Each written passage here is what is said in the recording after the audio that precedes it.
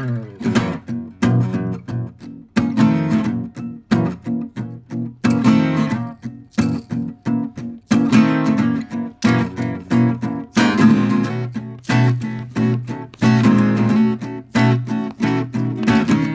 back, everybody, to This Is My Bourbon Podcast. I'm your host, Perry, and I hope you're doing well. I hope you've had a good week. I've had something of a week.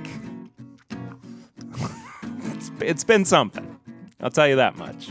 But I'm happy you're here. Thank you so much for being here. You're here. We're here. I'm here. If you want more of this, too, you can go to patreon.com/mybourbonpodcast and support the show for as little as $1 a month. There is bonus content from the $5 and up tier every single week. On Mondays, there's a bonus episode. On Tuesdays, there's the pregame chats and early access to the podcast. It's uncut, unedited, unfiltered, with bonus content that is just for Patreon as well. You can also support the show from $1 and up. $1 a month gets you access to our Discord, and there's a whole bunch of other different tiers that are over there that you can use to support the show and get other different benefits and bonuses and things like that. And I appreciate everybody who supports the show at Patreon. You can follow the show as well at My Bourbon Pod on all social media. And yeah, thank you all. Oh, and leave us a 5-star rating and review on your podcast app of choice. That fun stuff. It's good to be back. I've been sick this past week. I've not been sick in a while. I caught a baby disease, hand, foot, and mouth, which good stuff. Also fun to have gotten that while I was completely and totally alone. So I've been quarantined and isolated for the past few days and not seen anyone. I completely missed out on July 4th celebrations, any kind of festivities. So I sat on my front porch and drank and then celebrated this country by watching Captain America Brave New World, which I'll talk about more during the pregame chats. Yes, that was a movie. Anyway, normally on This Is My Bourbon Podcast, we kick off episodes with a segment known as Flying Blind. And in years past, we would alternate with a segment known as Sips and Snacks. However, when the Whiskey Mutant left as co-host of the podcast, Sips and Snacks left with him. However, I do still love doing some pairings on the podcast, so I'm going to do a pairing here in a new segment called The Perfect Pair. Now, am I going to be eating something? No, I'm not. I'm going to leave that to the Whiskey Mutant because that is where he shines. I'm going to be drinking something because this is still a whiskey and bourbon and drinking podcast. So I'm going to be finally talking about what is one of my favorite pairings of bourbon and beer ever, which I've talked about before, but I've never somehow done this on the show. And I've actually never done it in this capacity before. I've done it with the standard offering, but I've never done it with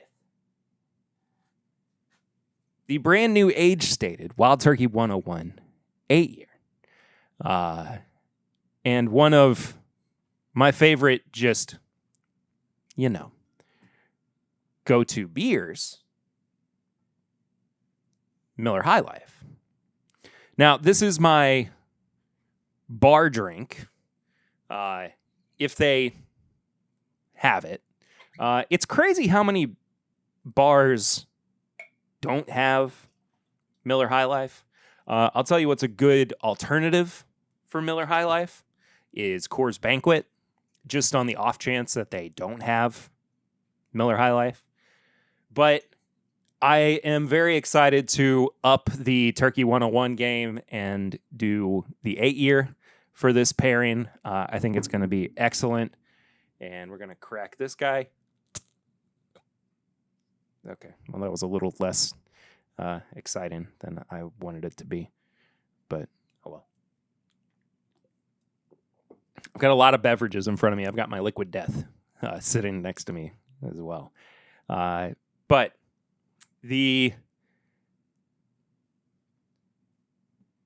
typical way to, and I mean, there's many different names for this drink: bat in a ball, beer back, shot in a beer. I don't know, however you want to call it. But for me, I don't really have a good name for it. I just like bourbon and beer. I'm pretty simple when it comes to this kind of thing. But this was just kind of a random discovery. I don't even know really where I was. There's a bar in Lexington called Ona, O-N-A, that might have been the first place that I went to, and did this. But even still, it's, to me, one of the perfect pairings for bourbon and beer. And I want to keep doing this in the future. Again, that's why it's called Perfect Pair, or this segment is called Perfect Pair. So we'll start with the bourbon and then take a drink of the beer, of course.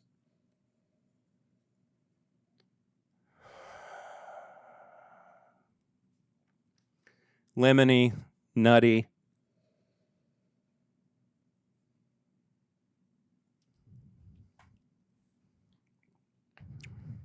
Got that nice, like, black tea thing going as well. Citrusy. Just such a good, robust bourbon for the price, for what this is. I freaking love it. Not just, of course, Turkey 101, but Turkey 101 8-year. Just so thankful that this is on our market again. I'm so pleased with it. All right. I'll say cheers too, because it's Miller High Life, man. Champagne of beers.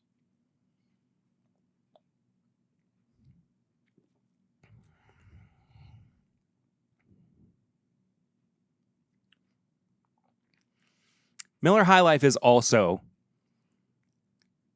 a little bit nutty as well, but it's just so crispy and refreshing. It's not like a light beer, of course, but it does have a more like light flavor profile to it, I would say, especially in its overall like buoyancy. It doesn't really feel like you're drinking anything that's gonna weigh you down. You can have a couple and still keep going. It's just a very enjoyable, affordable beer to have. And I think the pairing between these two, this is not, something I'm doing blind, of course. This is something that I've had before and something I wanted to bring to the table. Of course, I've talked about it plenty of times on the podcast, but to actually, drink on the show and talk about is different, of course. I can actually, talk about tasting notes. I can talk about the balance between the two. And the proof point as well with Turkey 101, not being so out of this world, helps with the the lighter atmosphere that Miller High Life brings as well. I like to also kind of leave just a little bit of the turkey in my mouth, so when I take the sip of the Miller, you're kind of doing a bit of a Boilermaker as you're doing the tasting. But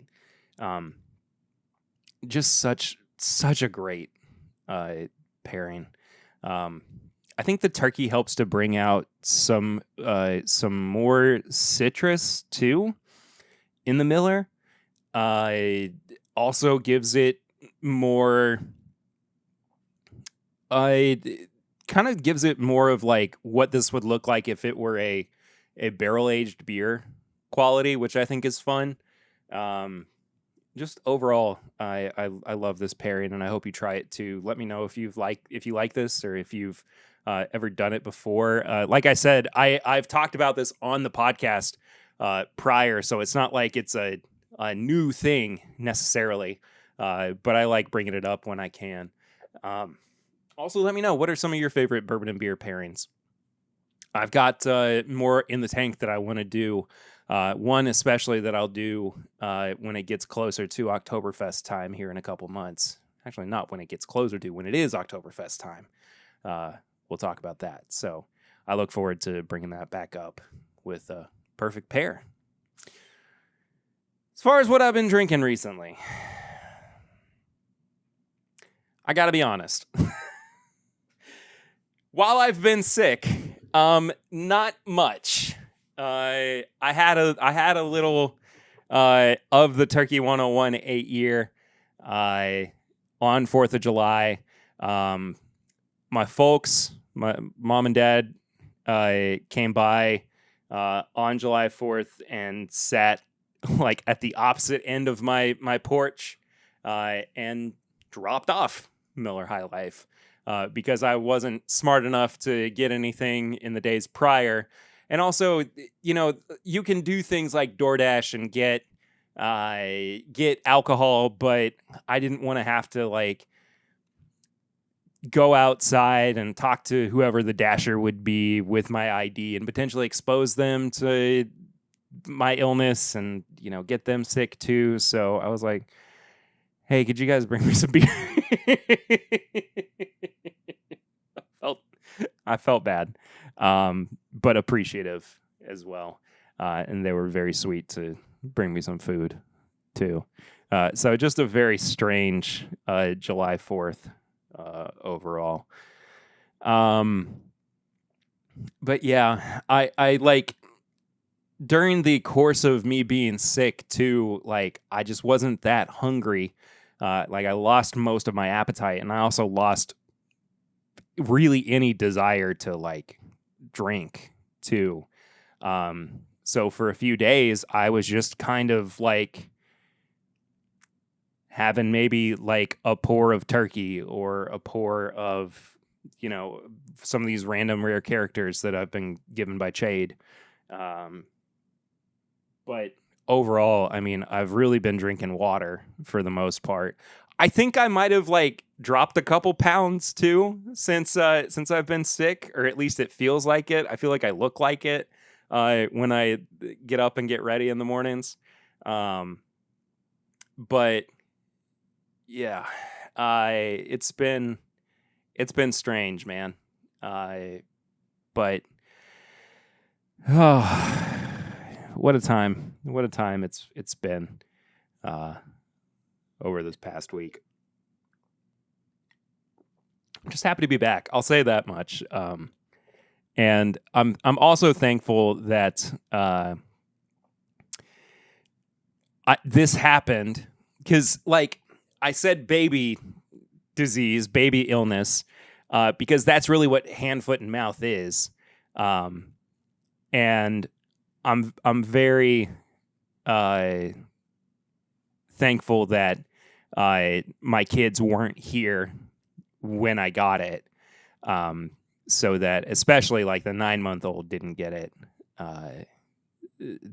too, because that would have been miserable. But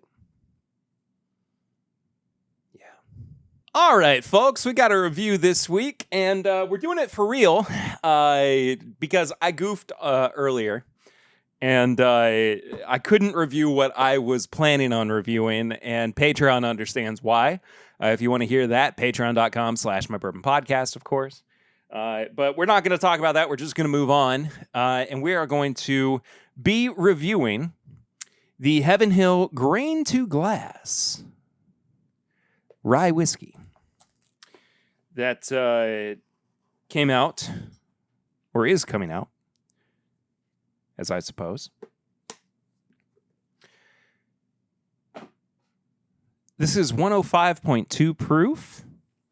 It is around 6 years old.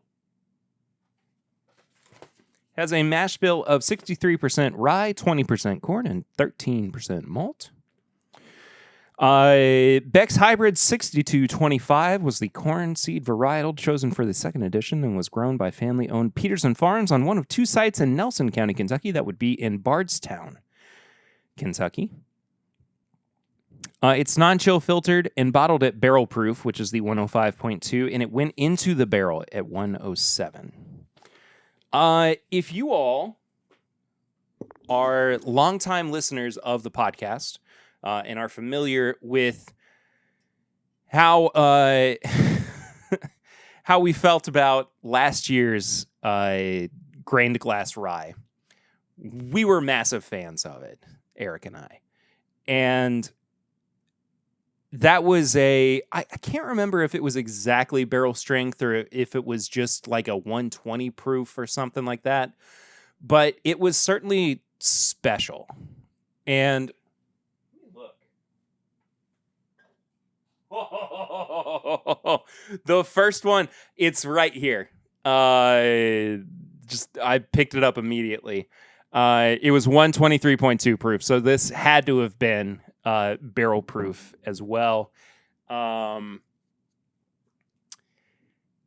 We'll do a side by side tasting of this and the new edition.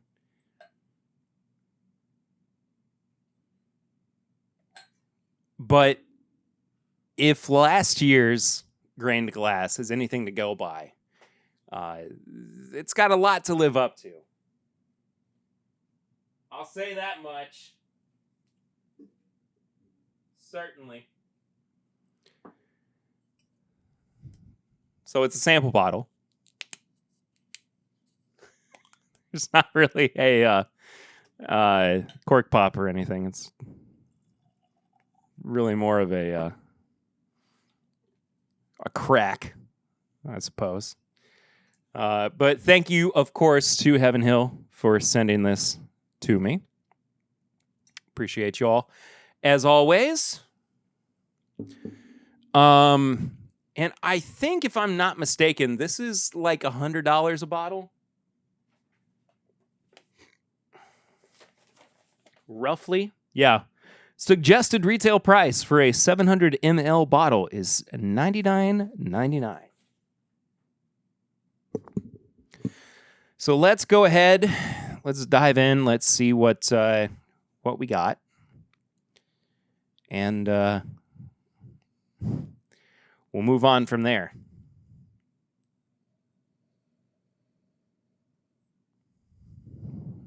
That is just a very solid Heaven Hill Rye Whiskey. I don't know anything else to say up top other than it smells really good. I'm not going to compare it just yet to the release from last year, but at the very least, it reminds me so much of Heaven Hill's other rye whiskey releases. Really specifically, not even... Okay, let me re-say that because, sorry, I also have a fruit fly in here that just really wants to be my friend. So if you were watching the video version and I'm flipping my hand around, it's because I'm not losing it. There's something I'm trying to get rid of. Anyway, it doesn't remind me so much so of like Pikesville as much as it does Elijah Craig rye, which I still maintain is a pretty solid rye. Despite what others might say. I said that like there's somebody in mind that doesn't like it. I don't think there is. I think it's pretty unanimous that it's a solid release.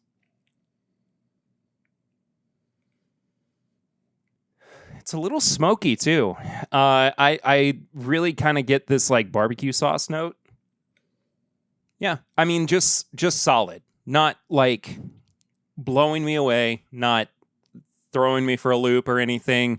Just good, just a good rye whiskey nose. So let's see what's going on with the palate. Also, this is a Whiskey Ring podcast glass. If you're watching the video version, I kind of held it up right to the camera like I was trying to promote it or something. I wasn't, but huge shout out as always to David Levine, good friend of the podcast. So cheers, folks.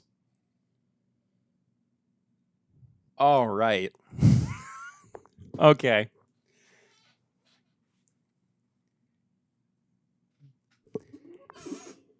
I wouldn't go so far as to say that this is special, but it certainly is an exceptionally solid. No, it's better than solid. It's very good rye whiskey. Wow. It doesn't feel like it needed to be anything higher proof than it already is. I think it's perfect at 105. Wow. Why am I like I I can't stop smiling, which is very strange. I really, really, really like this. I'm having a good time with this rye. I'm not gonna lie. This is bringing a smile to my face that I was not anticipating. Jeez, man.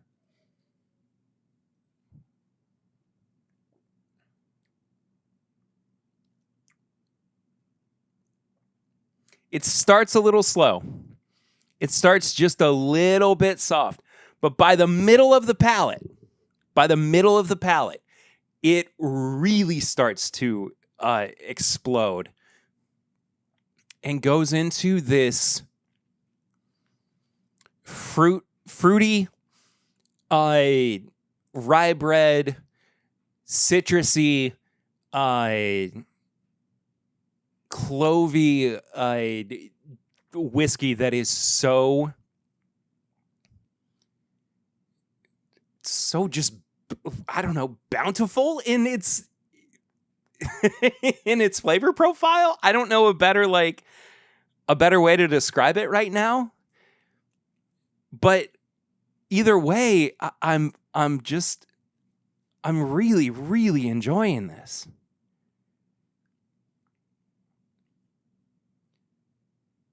And I know that like I said it was perfect, and I think that there is one aspect of it that's perfect. And that's like the mid palate, which doesn't make this like a perfect experience overall, because it's not. I think the finish is a little lacking. The finish does go very malty, though. I like really, really malty, which is not a bad thing by any means. I think the finish being malty is pretty characteristic for a Heaven Hill product. I think malt forward is more something that you're definitely going to notice with a product like Elijah Craig Small Batch, definitely Elijah Craig Barrel Proof as well. But this was a welcome surprise, and a big reason for that as well is I was not overly impressed, and by that I mean I was just straight up not impressed with the bourbon release from Grain to Glass that came out a few months ago. Not even a few months ago. It came out like a month and a half ago, maybe. I don't think I did a full review on it. I think I did a stream on it where I talked about that, and I talked about the old Fitz that came out, and I was pleasantly surprised with the old Fitz. But the grain to glass bourbon was not doing it for me. Just not a pleasant release. And it's not to say that I was prepared to dislike this, but my hopes were not exactly soaring. I wanted this to, I wanted this to be really good, and it did that for me. So I'm excited. I'm excited about reviewing this at the very least. I'm looking forward to what my score is going to be.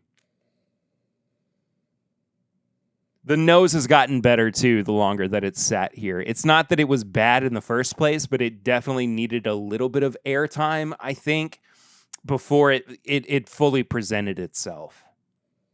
Here's my biggest problem with it too. I don't love the finish, not because it goes astringent or anything.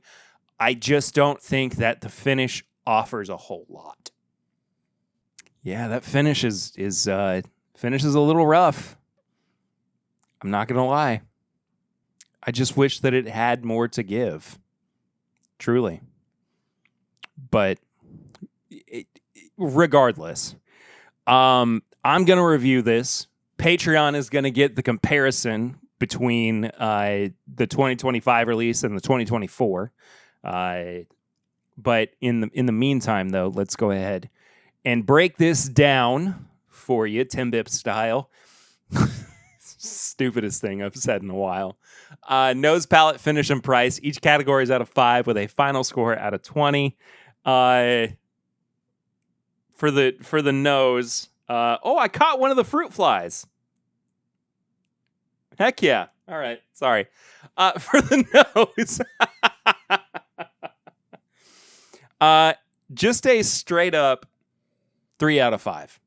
I think it's pretty well balanced. I think that if you're a Heaven Hill Rye fan, and you especially are looking for something that's going to be inviting into the field of like the maltiness as well, this is for you. I think that it goes a little bit thin on the nose. Could have maybe done better with a higher barrel entry proof to present more of not necessarily the grains, but more of the barrel itself. I think overall, really, that's my biggest complaint about this. There's not a whole lot of barrel influence present on this whiskey. But that's really more specific to me and my profile that I prefer with whiskeys. I like oakier. That being said, though, this is a 6-year whiskey. I'm not going to go too hard on it in that capacity. So 3 on the nose. Palate. I adore the palate on this. I really, truly do. That mid palate is so expressive and does so much to carry it. I know it might be doing a little bit too much in terms of like the front and back end. But that being said, though, I'm really enjoying it, and I think that I'm probably I'm probably a little bit biased, but regardless, it's a very, very strong 4, and I'm like fighting myself not to go for a 4.5, but I am going to go for a 4 on the palate here. Finish, again, it's weak. It doesn't really develop anything. It doesn't accentuate anything on the palate. It just kind of like dissipates And while there might be a little bit of the maltiness that is present on the palate, it just doesn't really give life further to the whiskey itself. I am unfortunately going to 1.5 on the finish. I would have loved for the finish to elevate the whiskey itself further, but not much else I can do about that. That's not my fault. So, $100. I think that what's interesting about grained glass is this is still Heaven Hill's like biggest experiment that we're still not really sure what's going to happen with it. And I like that it is a celebration of local farmers. I like that it's a celebration of being very granular about the process, right? You are locked into how every minute detail crafts the whiskey itself. So I like that. I get that. But in and of itself, like, the question is, does that necessarily make for good whiskey? There is a collectability aspect that comes with $100. I don't think that that's necessarily, breaking the bank.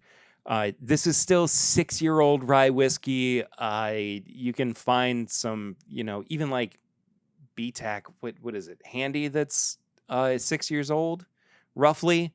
At $100, $120, whatever it is at MSRP these days. And people go nuts over, but I think that, overall, for the quality of the product itself, you just want you want it to be elevated, especially in this price point. Is this good? Yes, absolutely. I want it to be exceptionally good, though. I want it to be pushed above and beyond for what this project seems to be aiming for. All that being said, though, $100, it could be so much more. It also could be a little bit cheaper. 3.5, I think, is probably the most accurate for for what this product is right now. So we got a 3. We got a 4. That's a 7. The 3.5 brings us to a 10.5, a 1.5. That's a 12 out of 20. Like I said, I feel like I was a little more critical of this than I overall feel about it. I do still really enjoy this. I have a bit of a soft spot for this rye. I just want it to be. I want it to be a bit bigger than it is. But I also haven't tried the 2024 release comparatively, so I'm gonna do that here in a second for Patreon. But regardless, thank you to Heaven Hill for sending me this sample. I do appreciate it. All right. It's time for a segment that we call Barrel Rings here around the parts of This Is My Bourbon Podcast. It's a segment of the show that is completely listener and viewer driven. That's right. If you are a listener or a viewer of This Is My Bourbon Podcast, you are the one that makes it happen by leaving us a voicemail or calling and text. Wait, no, I said that wrong. or texting the number 859-428-8253. That's right. You can call and leave a voicemail or text the number 859-428-8253. And I will listen to it or read it out here on the show. And in that case, you will be a part of the show for a moment. And for a brief moment, we are going to be welcoming one Chade, one My Daily Bourbon, one Chad on, because he's left us a voicemail. And once again, you can do so as well. Call 859-428-8253. So the voicemail message is pretty weird because Whiskey Mutant's dead to the podcast realm. But I just wanted to say, what's up, Perry? Hope you're doing well. Hope you're doing good.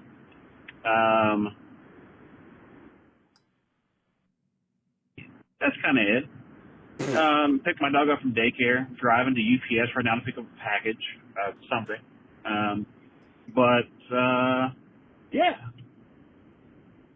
Curious about what all this rare character is you can't talk about, and why you keep mentioning it if you can't talk about it.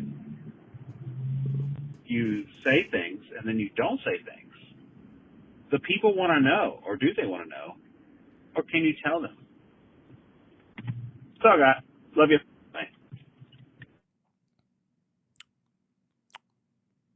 No, I love you too, Chad, but I don't know exactly what you're talking about. The rare cherrier? Rary cherrier. Am I reading this right? Rare cherry.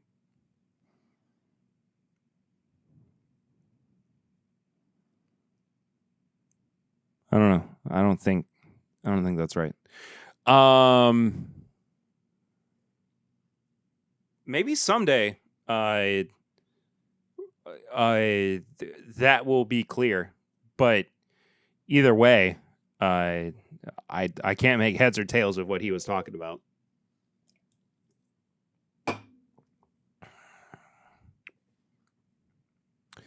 But thank you for the call. I hope you had a good drive home. I hope your dog's safe. Can't believe you drove and called. What are you doing? Dude, be safe, please. Can you just, jeez. Well, moving on to a segment known as High Proof Hot Takes, where I tell you about things that have been sticking in my craw over the past week, that have been bugging the crap out of me, that I want to let you know about, that I just I can't get out of my brain, that you need to also hear about. Look,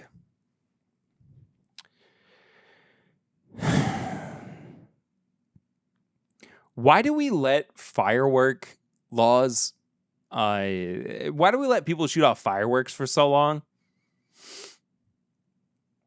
in and around the 4th of July in this country? Why? It's like a week before and a week after. Like, we have kids, we have dogs, and they all freak out over it. Let them rest, please. Stop. You have a day to go all out, celebrate this country, and then it's okay. It's okay. We get it. We get it, man. We get it. Like, wear your red, white, and blues. Wear your flags. I understand. I get it. I totally get it. All right? let us sleep. I don't need to hear your fireworks at 2 a.m. I don't need to hear it at 11 p.m. Just let me sleep. Please. Let my dogs not freak out. They're just...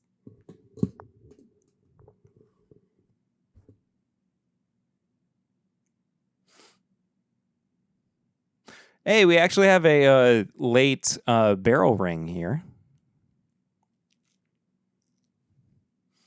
This is from Kyle. He said, "Hey, Perry, it's Kyle. Longtime viewer, first-time texter. I wanted to address something that is my high-proof hot take of the week. Perfect timing, actually.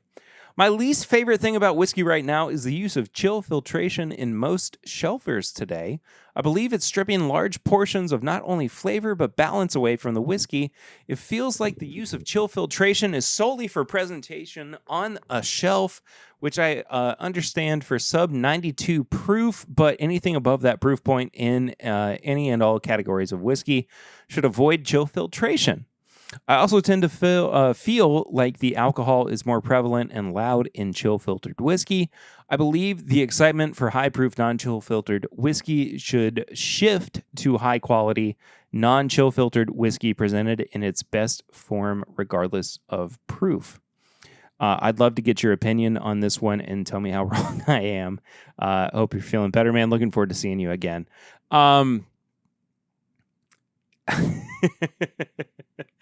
Yeah, so I'll work backwards a little bit. Of course, I am feeling a lot better. Thank you for the kind words, and I do look forward to seeing you again soon, Kyle. I don't see so the way that chill filtration is like largely used is to get rid of the cloudiness that comes with whiskey if there are, impurities in whiskeys. But I don't feel like those impurities are anything more than barrel influence. Right, I feel like that's a misnomer in some cases. So I'm very much on Kyle's side here that you don't necessarily need it for anything. I would even go like as high as 100 proof, that you don't really need it for anything lower than 100 proof, because you might wind up with a bottle that looks a little cloudy when you shake it around. Or even if you let it sit. Actually, I take that back. If you let it sit, it might look a little bit cloudy. But the whole point is, it just doesn't seem necessary for anything other than like aesthetic purposes. And I don't have any interest in like chill filtering my whiskey, because I just want the most accurate representation of what the distiller, the master distiller, the master blender wanted from my from their original, intention. So give me that. Like, I don't think that we particularly need chill filtration these days, unless like your focus is presentation by and large. All that being said, though,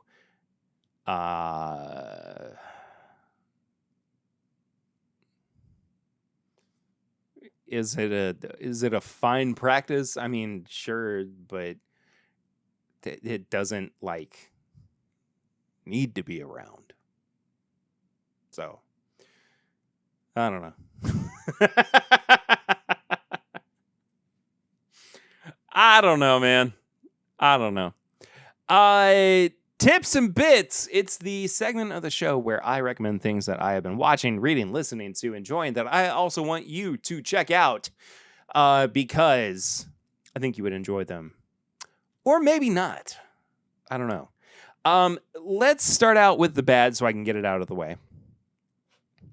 I finally watched the new Captain America movie, Brave New World. Which I thought was pretty boring. I'll be honest with you. Do I love Anthony Mackie? Yes, I do. Do I love Harrison Ford? Absolutely, I do. This movie felt so poorly paced. It felt so... it felt like there was no need for it, other than just to have a Captain America movie because there hadn't been one in a while. And we needed a status quo update after Steve Rogers left the wider MCU because of the ending of Avengers Endgame. And I get that. I totally understand that. But this movie felt so unbalanced that I couldn't enjoy it in large part. And again, like, I think Anthony Mackie does really good things within the MCU. I think he actually like functions really well as Captain America, as Sam Wilson's Captain America, as the Falcon. But it was just such a poorly paced, poorly animated movie, too. I thought the CGI was really bad. It was sloppy and gross and just not good. But I'm not saying that you shouldn't check it out if you don't love the Marvel Cinematic Universe. This might be right up your alley. I do love the MCU, but it felt like such a misstep. I haven't seen Thunderbolts yet. It's on my watch list, my immediate watch list, of course. But overall, just not a fun viewing for me personally. Maybe I wasn't in the right headspace either. Maybe I could have, been elsewhere mindfully, I guess. I don't know. Also, this is more the positive side of things.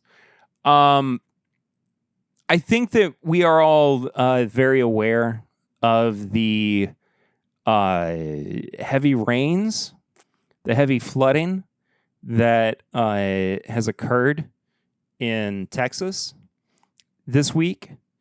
And I know that people are trying to find ways to help out. I have specifically talked about previously this organization, so I wanted to call them out again because they are hurting, and I'm not saying this is the only place that you can help, but if you were looking for some place to help, I wanted to talk about them.